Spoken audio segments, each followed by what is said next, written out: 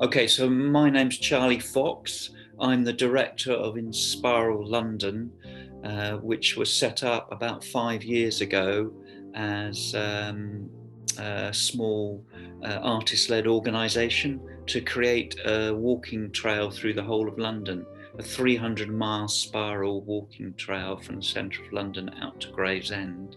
And that was inspired by a Metropolitan Trails project, which was created for Marseille during the Capital of Culture, European Capital of Culture. And it was really about looking at walking and inviting the public to walk through a city in a new way, in a way that they might not have done. So slightly different trail than a kind of normal national trail like the Thames Pathway or the Capital Ring. And this one is a spiral going anti-clockwise from King's Cross to Gravesend.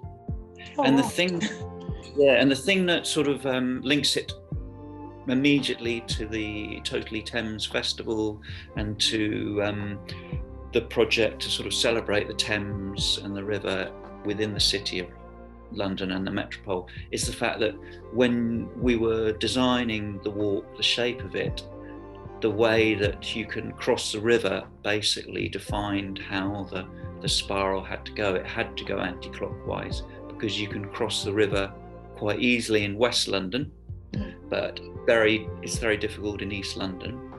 And then as we were doing the on-the-ground mapping, actually walking the trail, you discover how many kind of watery ways, rivers, streams, canals, even forms of drainage that run through the city, including the amazing sort of system of reservoirs and lakes that come down the Lee Valley. So there's all sorts of different things that appear as you walk around that you didn't kind of have a sense of until you've walked them. And is there anything that you discovered about London or area you weren't aware of before you started this? Yeah, I mean, totally. I mean, almost every single time you did a walk, you would discover something new that you didn't know. And so for the last year and maybe 18 months, because obviously with COVID it was difficult, we started before that, but kind of trying to explore a bit more the hidden, undervalued, watery commons of the city.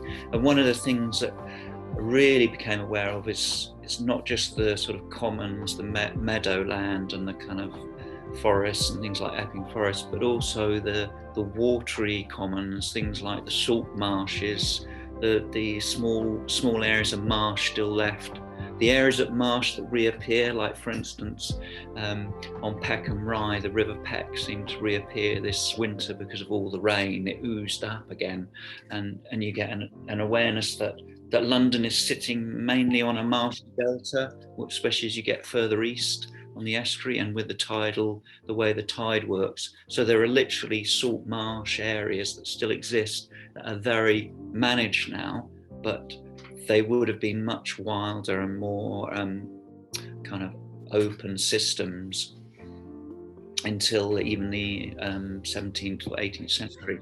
And so that's something I think you're aware of, but you become more by doing the walking and this project and sharing with the public, is the awareness that London, although it seems very solid, is actually built on a delta, an estuary of a river which wants to probably change course, and with climate change and all the kind of possibilities there will alter over time, and that however much we try and hold it back, it may not be enough.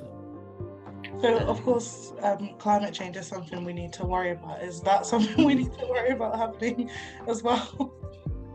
Well, I mean, the thing about it is that the exploration is is optimistic always, because it's like trying to share and look at the watery commons and the access to it, the value of it, and the care of the water infrastructure of the city. And Inspire London kind of inspired that. And we're having just the show that we've created for Totally Thames for the festival this period is called Hydra City, and it's about celebrating that and finding other ways to talk about what might happen, how we can get involved, how we might care and value about these things more together through art and a celebration and through the walks. And so the show Hydra City is actually at Thames Side Studios Gallery, which is an amazingly big exhibition space. So we're able to have, for instance, a sailing boat in there with its sail up, 3 canoes that were made for something called a kind of reenactment of Franklin's expedition to the Northwest Passage, which went from the Thames to try and discover a way across the Arctic and the Antarctic. And I think they all link in with the Thames, the way the Thames works. And the show is also literally by the Thames Barrier. So the Thames Barrier is this system to stop London flooding, basically, or to control the tidal surges. And they're already planning on building another one, which the plan was that the Thames Barrier, built in the 70s, would last for a certain amount of time, but it's kind of already running out. So they're thinking about another one, because there's a real chance that flooding will become more and more of an issue with the amount of rain coming down, meeting the sea coming in. So it's an interesting place to have the show and to also be able to walk around. And then the other thing that's interesting about it is it's the show. As I said, a lot of what we are celebrating is sort of undervalued or hidden, or things that have been slightly forgotten. And so, for instance, where the gallery is and where we're doing projects with the support of the Royal Borough of Greenwich, the Community Arts Fund, we're doing some community arts work in the area. And Woolwich Dockyard, that area, is fascinating, but it's also kind of a completely forgotten bit of the river between the Thames Barrier and the kind of new development around Woolwich Arsenal, which is going ahead. So it's a kind of little island, and it was an island in itself because it was a naval dock, so it was kind of hidden away, but it's got a lot of social housing in it and different kind of mixed, but it's completely almost lost. But at the same time, it's right on the Thames. So it's a really interesting place to explore and to see some of the little bits of history and to link them up to what's going on now. And that's what we hope to do. So how do you manage to fit everything into one of the walks? Exactly. So the walks are, there's 10 of them, and they all do different things. They are interconnected. So obviously, if people are able to do more than one, it helps. But really, they're a taster of what's possible within the City of London to kind of explore, and it's a way of kind of inviting people to do their own walking and exploration in this way. But we've got let me see, I've got a list here. So here's our leaflet list, and we have some walk maps that you can follow as well. We have it all online, but basically you might go on a walk which is to follow a river that's kind of difficult to follow, that's lost. Someone will guide you along, like the Lost River of Wogibourne, which is running down to the river but gets lost in Thamesmead. But then you might go on a foraging walk with someone where you're looking at collecting some berries and food that you might be able to make into some jam later on in the autumn, which then links you to the kind of ecology and the different plants that grow around the watery edges of the Thames. We've got an ecology walk in the Greenwich. We'll go to the Greenwich Peninsula Ecology Centre, which is a miniature aquatic, watery ecosystem that was made just on the edge of the peninsula, which is an incredible place. And we've got a magic lantern show, which is more for children, which sort of goes through the history of the Woolwich docks and sort of reimagines it and recreates a sort of magic world there. And all sorts of heritage, a really interesting geology walk, which goes along the river to think about all the sediments and the watery kind of geology of the Thames Delta, which ends up, but they all sort of end up around the gallery. So each one is a kind of taster of the possibilities of discovering and exploring the city together, but they all have a kind of the thematic of watery commons, access, value and caring for the watery commons within whichever locality you are in. So for this project we have this, this is the walk, and you can see, if it's quite hard to see, but I mean that's London. You see the Thames curving along. There's an awful lot to discover. It's only a taster, because basically it's more than anyone's lifetime to discover these things. But there's an opportunity to really get to know some aspect of it, or get interested in something. And this is actually an interesting map that was made for London becoming a national park city. And on the back they have all the watery, mainly the river system here. And if you look at that, you can see how dense it is and how complicated it is. Yeah. Would you be aware of it as a Londoner on the whole? Not really. You only really think of the Thames, and even the Thames has lost its kind of central aspect to the city that it used to have in some ways. It's kind of lost it, except it hasn't. It's just moved. The centre of gravity has moved.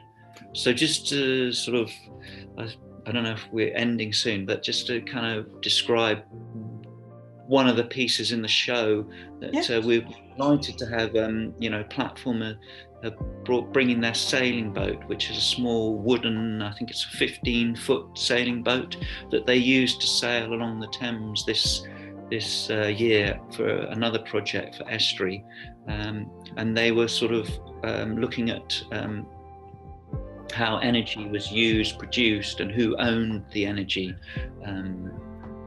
along the Thames, because it's kind of being used both for wind. You've got all the oil infrastructure bringing in from the ports and all the different forms of energy that the Thames kind of needs to basically feed the city, and who actually owns that and how it's being produced is very interesting. And so taking this small sailing boat through this kind of quite busy bit of waterway to look at those things, it's quite a fragile gesture, but in that it opens up all the thoughts and thinking around what the future holds for a city like London, and how we as individuals or citizens might get involved in that.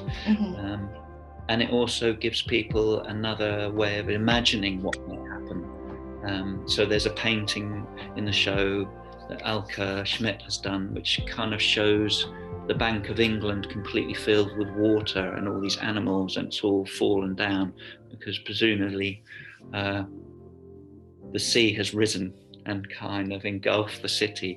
So there's kind of these different layers. It can be, the real, but the imaginary, and whether the imaginary will describe what actually will happen is always a kind of something that is part of the creative,